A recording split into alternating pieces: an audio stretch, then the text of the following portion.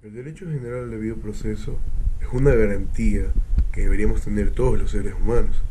Mi nombre es Diego Toala, soy estudiante del segundo semestre de la carrera de Derecho en la Universidad UTE.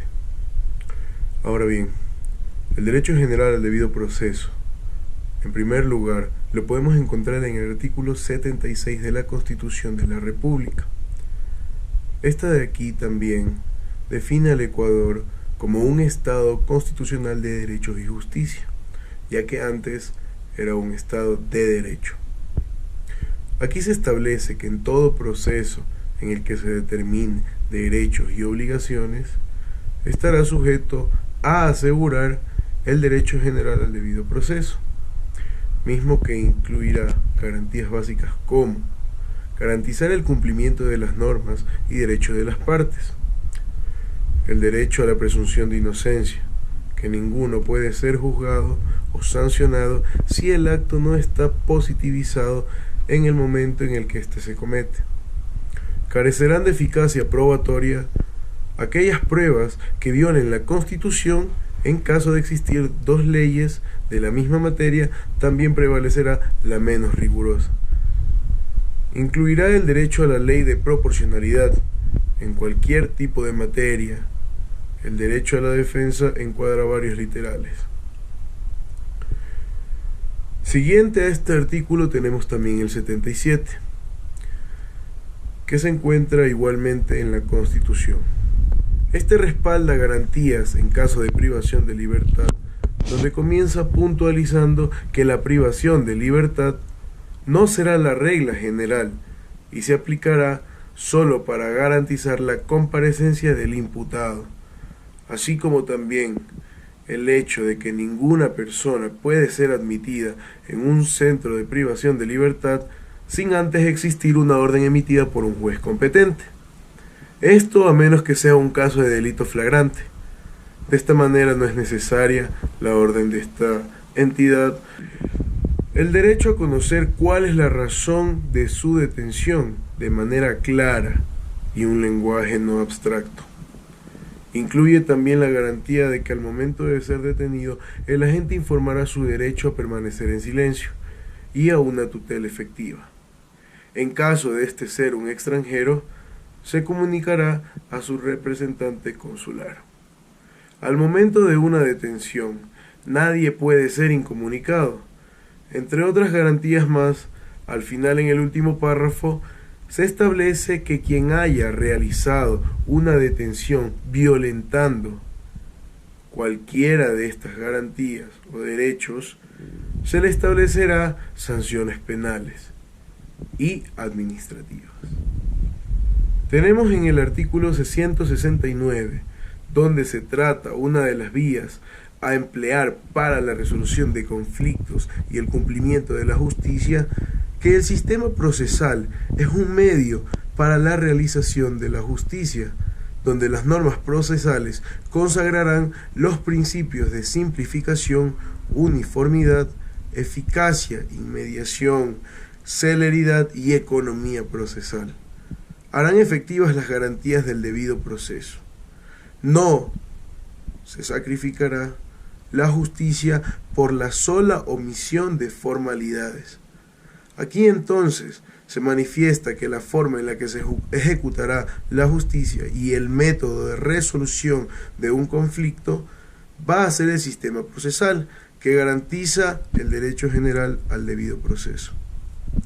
El derecho general al debido proceso se ve también garantizado en pactos internacionales, como en el caso de la Convención Americana de Derechos Humanos, que lo establece en el artículo 8, numeral 2.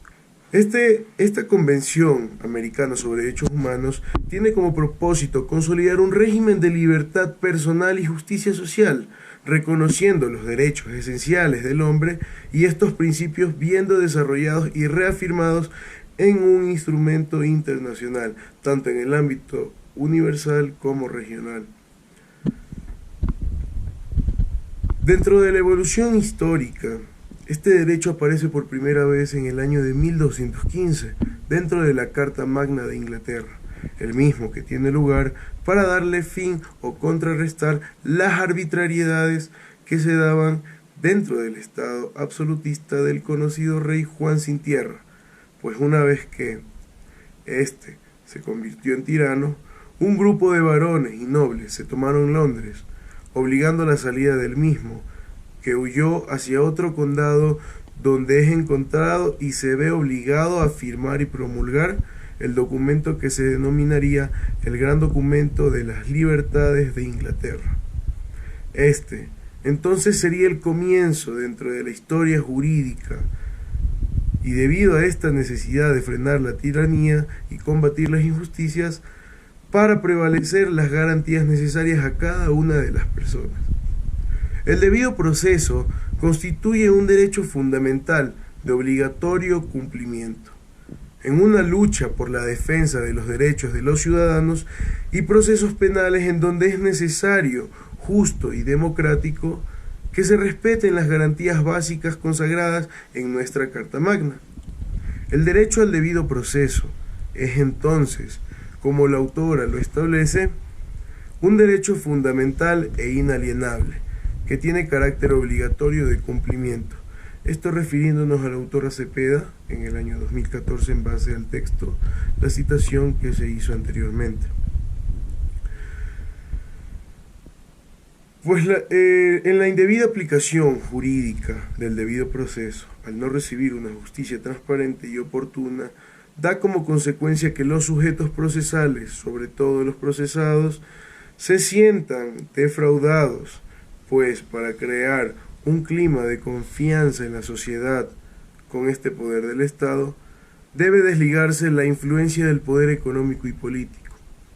Este debido proceso, en sí, el núcleo o pilar fundamental del sistema jurídico del Estado, es el resultado de la lucha permanente entre el Estado y el ciudadano para ver así la posibilidad de evitar la arbitrariedad. Este se caracteriza por el respeto de la norma y de la aplicación estricta de la Constitución, que tiene supremacía en todo el sistema jurídico y por tanto nadie puede separarse de esta. Ahora bien, se considera a este debido proceso como la manifestación del derecho constitucional aplicado, que sirve de referencia para el legislador, así como para el juez, que es quien se encarga de aplicarla. Este debe buscar la verdad procesal. Este derecho ya se incluye el 11 de agosto de 1998, en el mismo año que es aprobada la Constitución, donde se incluyen varias reformas dentro de la función judicial. Cabe recalcar que este debe ser un vehículo para hacer valer estas garantías constitucionales, enmarcadas a un derecho natural, por el que se ha luchado dentro de la historia jurídica universal, según Falconi. El péndulo político es el término que nos permite explicar el tono político cambiante de muchos dirigentes que, militando en una organización política, con mucha facilidad se mueven sin ningún tipo de escrúpulo de una posición a otra. Es lo que pudimos observar durante el gobierno del expresidente Rafael Correa, quien cuando entra al poder toma la decisión de cambiar el tipo de Estado en el país, pues este, siendo un Estado de derecho, ya conteniendo varias garantías constitucionales en su última constitución de aquel entonces, transforma al Ecuador en un Estado constitucional de derechos y justicia como se estableció primeramente. Pues aquí no solo se incluían ya los derechos de las personas, entre ellos el de la naturaleza.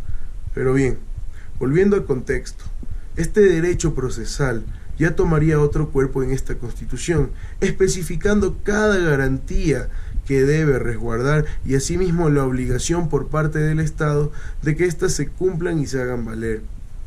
Ahora, para finalizar, refiriéndonos a la telaraña política, que se entiende como la relación o comunicación entre los estados políticos, podemos tomar como ejemplo la conexión que tienen entre los primeros documentos en los que aparece el derecho al debido proceso, como es la Carta Magna de Inglaterra de 1215, a causa de la tiranía del rey Juan sin tierra, que sirve como referencia para lo que luego sería el Common Law, característico del derecho anglosajón, o cuando se documenta el denominado The Bill of Rights, también la Declaración de Derechos de 1689.